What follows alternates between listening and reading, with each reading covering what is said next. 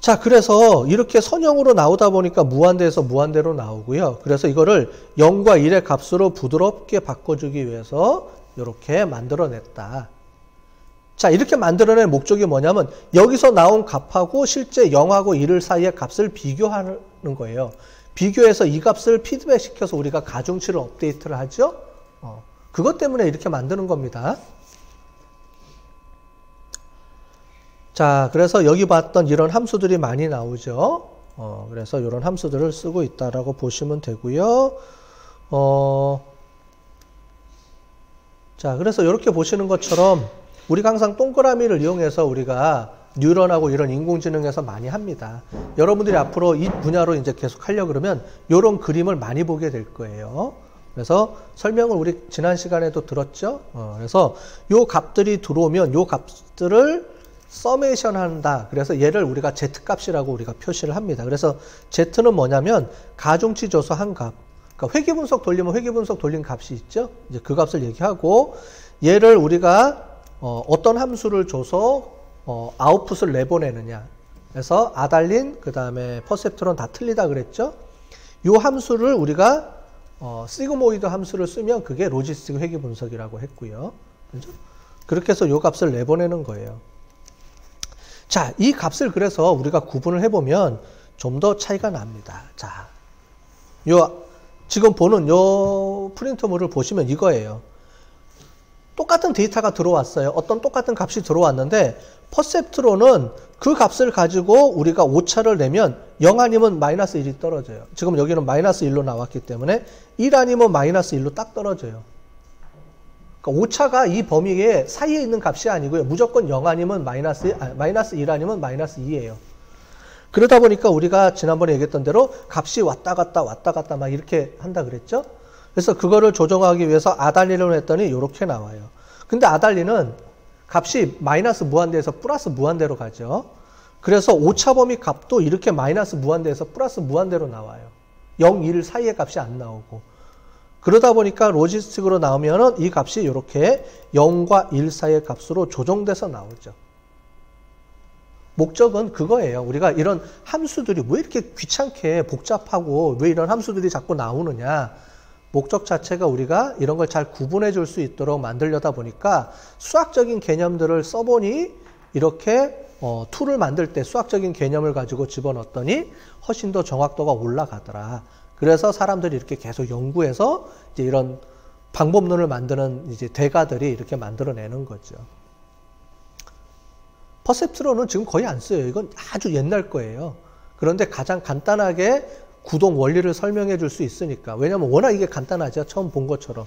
이렇게 복잡하게 뭐 미분, 적분도 안 들어가고 워낙 간단하니까 학생들한테 설명할 때는 가장 쉽게 아무런 편하게 그러니까 쉽게 설명할 수 있는 방법이 퍼셉트론이라서 얘를 설명하고 그 다음에 조금 어려워진 아달린을 설명하고 그 다음에 더 어려운 로지스틱을 설명하고 그 다음에 더 어려운 조금 있다가 서포트 벡터 머신하고 그 다음에 이제 저기 뭐죠? 우리 딥러닝으로 넘어갑니다. 이게 이렇게 구조로 돼 있어요.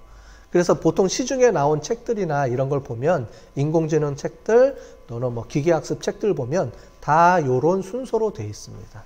왜냐하면 이게 50년대 만들어진 거고 그게 계속 확장돼서 지금 쓰고 있는 거기 때문에 그 원리를 잘 이해하셔야 됩니다. 이렇게 확장된 거를 이해하셔야 돼요.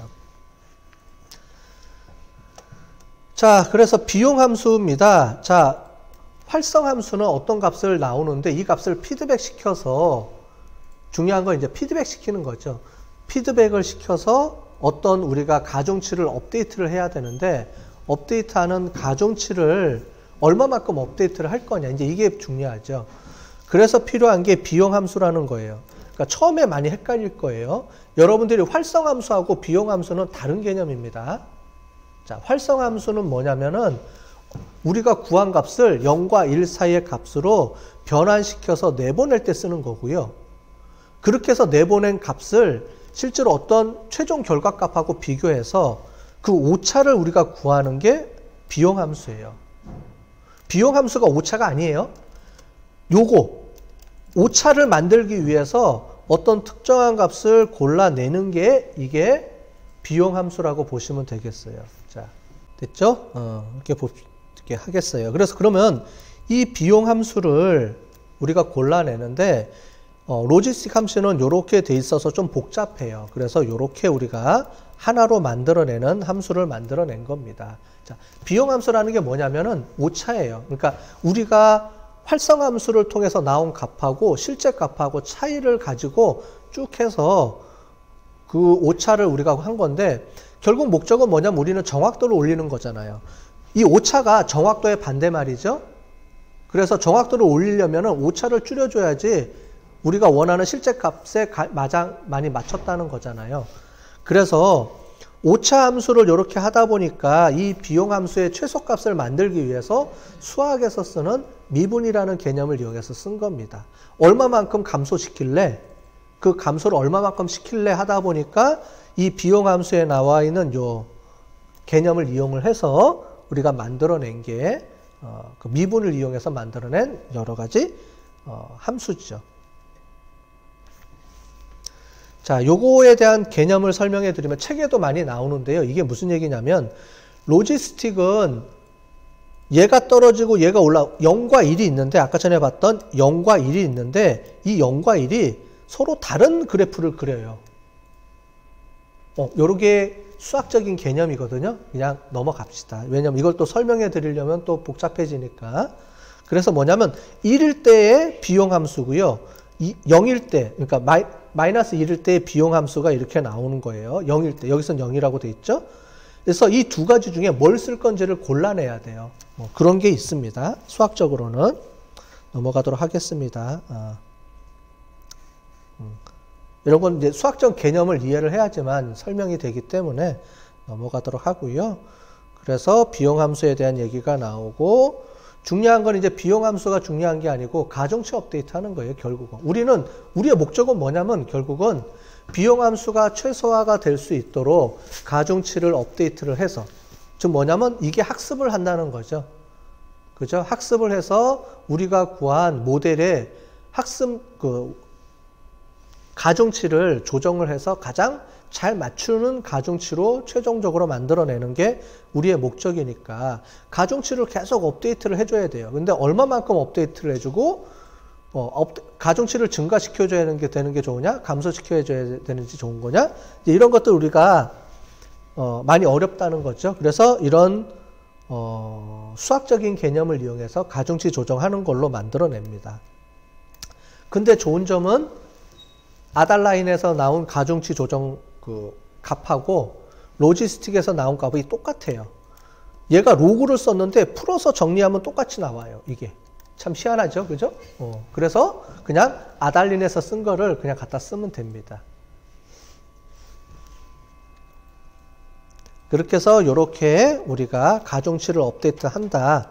이런 개념을 이해를 하시면 되겠어요. 그래서 세 가지 방법론을 좀 비교해 봤습니다. 자, 이거예요. 자, 쭉 설명을 드렸으니까 이제 정리를 해야죠. 퍼셉트론, 아달라인, 로지스틱이 있는데 거기 보는 이제 아웃풋. 이게 활성화 함수죠. 얘가 아웃풋입니다.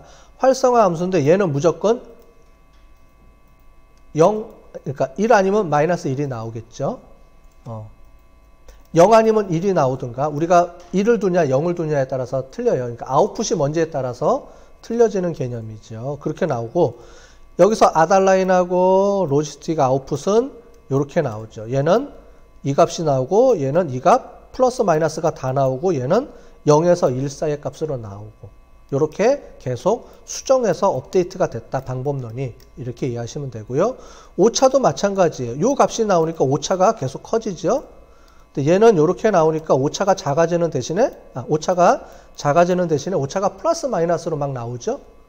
그래서 얘는 더 정확하게 0과 1 사이의 값으로 오차가 나오죠. 그렇게 조정해 주는 개념이에요. 그래서 가중치 변화율도 보시면 얘는 똑같죠. 참 이렇게 가중치가 똑같이 쓰니까 이렇게 나온 겁니다. 자, 되셨죠? 요게 가중치가 좀 틀렸네요. 요게 아니고 요 값이 틀려지기 때문에 요 값이 오차가 틀려지기 때문에 가중치가 좀 다른 값이 나올 거예요. 요게 복사해서 쓰다 보니까 요렇게 나온 것 같아요. 요것만 위에 있는 값하고 좀 비교해 보시면 좀 나올 거예요. 여기 좀 오타가 났네요. 이게 요 값이 아니고 얼마 값이 나왔죠? 요게 나와요. 0.00060이 나오네요. 그죠? 죄송해요. 요게 아니고 0.060이 나온 겁니다. 왜냐하면 요 값이 들어와야 되니까 이 값이 아닌데 잘못 계산했어요. 제가 카피하면서 그걸 수정을 못 해줬네요. 그래서 아달라인하고 퍼셉트론, 로지스틱하고 뭐만 바뀌었냐면 요것만 바뀌었어요. 나머지는 그대로 똑같습니다. 우리 설명을 막 했는데 실제로는 바뀐 게 하나뿐이 없어요. 요것만 바뀌었어요. 요것만. 그래서 여러분들이 지난주에 아달라인은 제가 설명을 안 해줬죠. 그 함수 코드를 설명을 안 해주고 퍼셉트론 함수 코드만 설명했는데, 아달라인도 한번 여러분들이 집에 가서 이렇게 연습을 해보시면 좋을 것 같아요. 그래서 지금 요거 만드는 거를 왜 설명을 드렸냐면, 여러분들 우리가 기계학습적으로 깊게 들어가면, 그러니까 데이터 마이닝 수준이 아니고 응용 수준이 아니고 기계학습으로 깊게 들어가면은 개발을 하는 거로 좀 주로 들어가야 되잖아요. 그럴 때 이렇게 함수 코드를 어떻게 개발하고 이게 어떻게 작동하는지에 대한 원리를 이해를 좀 해야 나중에 여러분들이 좀 들어가서라도 남들이 만들어 놓은 함수를 조금 수정해서 내가 쓸 수가 있거든요. 여러분들이 만들기는 어려워요. 그런데 다른 사람들이 만들어 놓은 함수 코드를 조금씩 수정해서 더 개발할 수는 있겠죠. 그런 기본적인 지식을 좀 더 습득하라고 설명을 좀 드린 겁니다. 이론적으로도 하고. 그러니까 요거는 원래는 이제 그 빅데이터 공학과라든가 공대라든가 컴퓨터 공학과에는 이런 거를 주로 배워요. 차라리 이런 거. 대신에 그쪽은 뭘 안 배우냐면 데이터 마이닝처럼 어떻게 응용하는지를 안 배우죠. 왜냐하면 경영학적인 개념이나 이런 게 좀 부족하기 때문에 그쪽은 오히려. 근데 우리는 지금 다 배우고 있잖아요. 경영학도 배우고 이쪽도 다 배우니까 여러분들이 자기에 맞는 수준을 잘 설정해서 활용적으로 더 하든 아니면은 이렇게 개발적으로 더 가든 아니면 두 개가 다 배우면 더 좋죠. 능력이 되면 잘 여러분들 그 능력을 잘 키우시기 바라요.